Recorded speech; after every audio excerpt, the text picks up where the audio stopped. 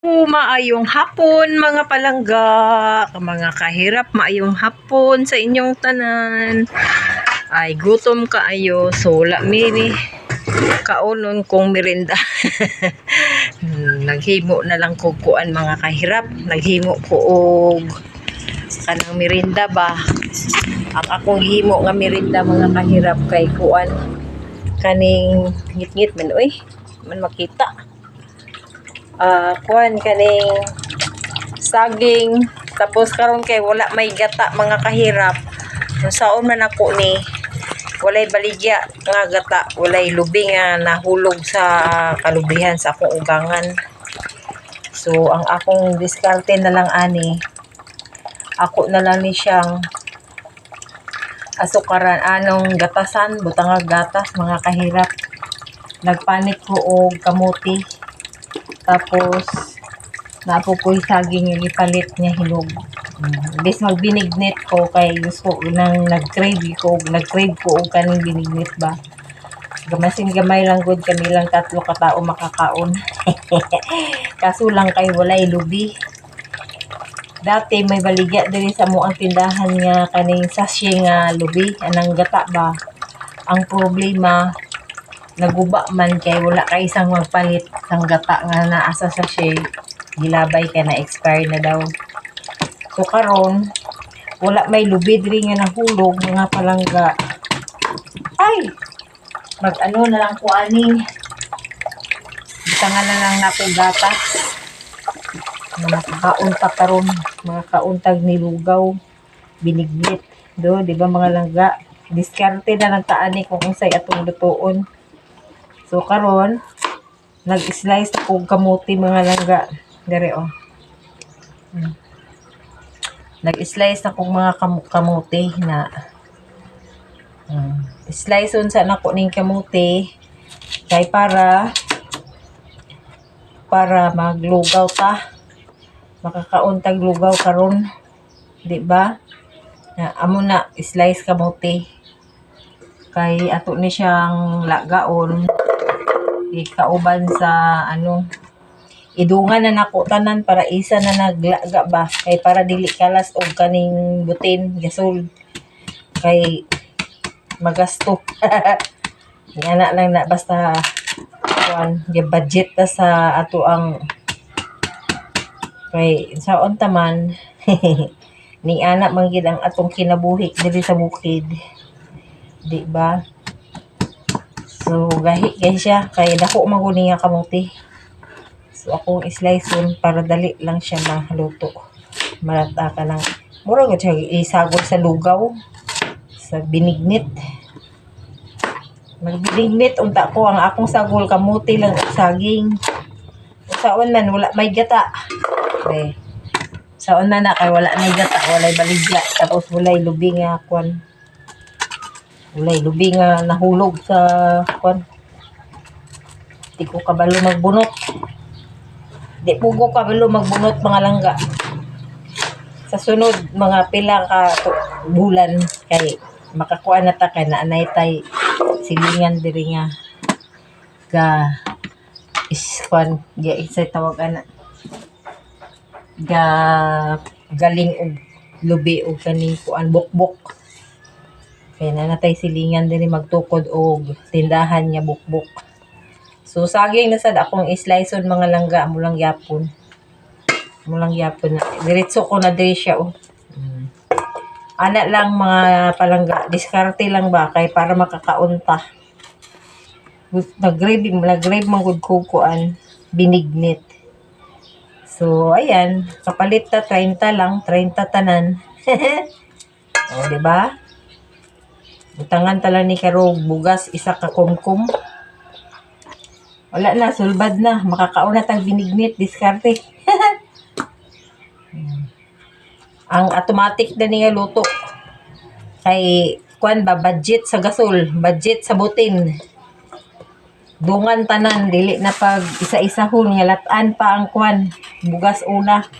Idungan na nako tanan lunod lang ga. No? Idungan na nako lunod tanan ang kuan. Kamuti, saging ug bugas. Tapos pag malata na ayha na nako butangan og gatas nga condense. Condense lang akong ibutang.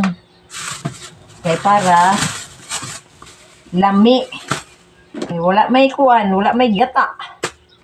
Wa man tay kalubinhan diri. Lisod man wala tay kalubinhan. Ay, may daot, may kuan pa o may kuan pa ang saging nga akong napalit. Bagtok. Diba? Bagtokon. Ingon ko ganina, magkuan na lang tani ko, lungago na lang nako ni. Ang saging og kamote. Pero lami, gid siya magkaon, abi, lugaw. Gusto ko lugaw. Kaya nag-grab, gid ko lugaw mga langga. Diba? Niyani lang na siya.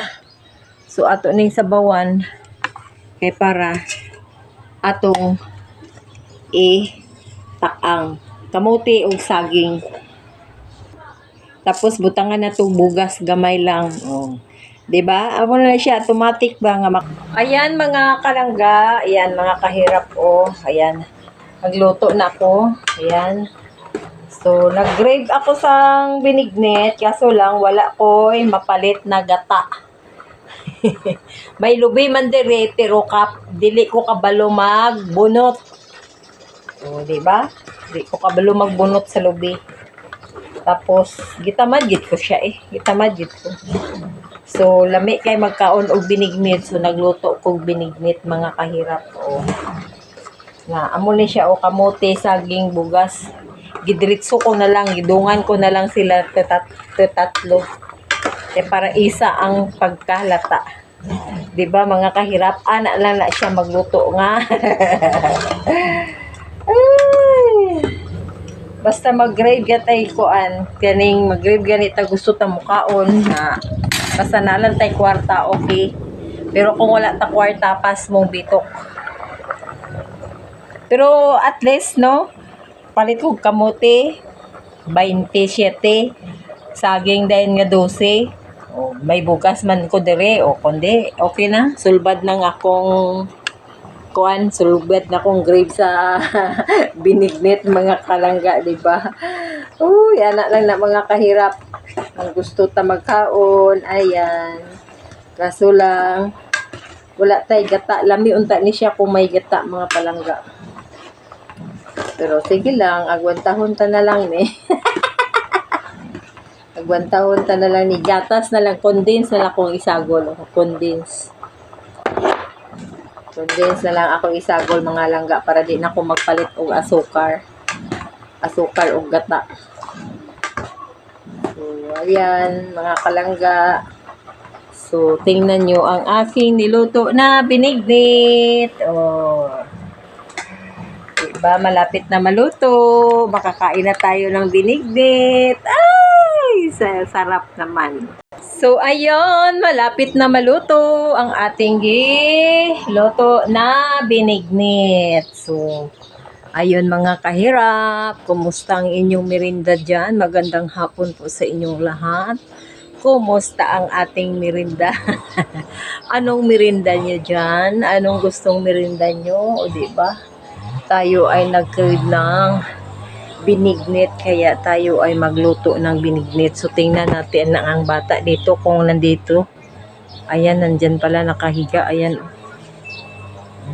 diba? Higa lang yan, naka-selfie lang yan dyan, nag-cellphone.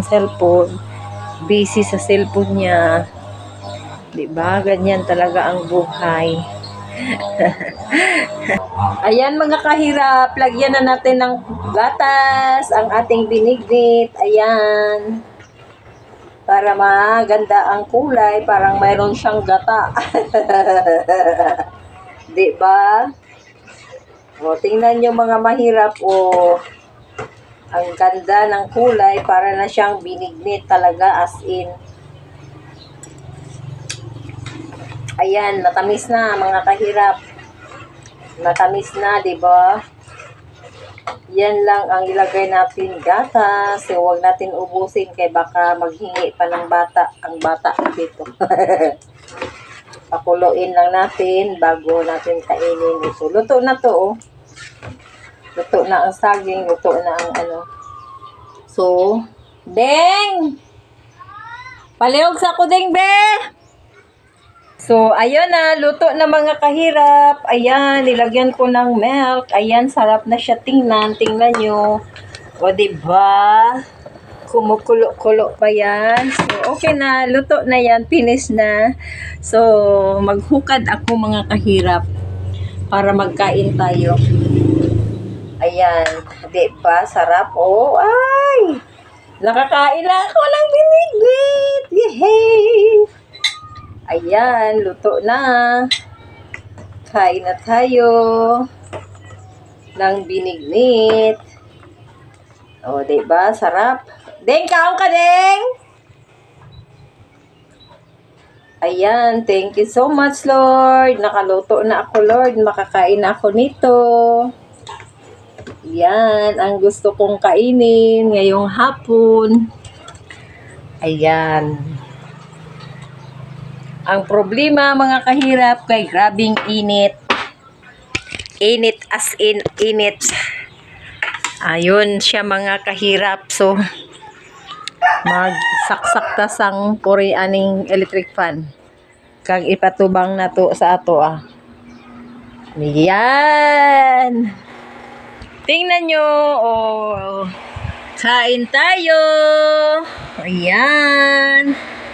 Kain tayo mga kahirap ng binignit. Masarap yan. O, diba? Thank you so much for the watching. Ayan.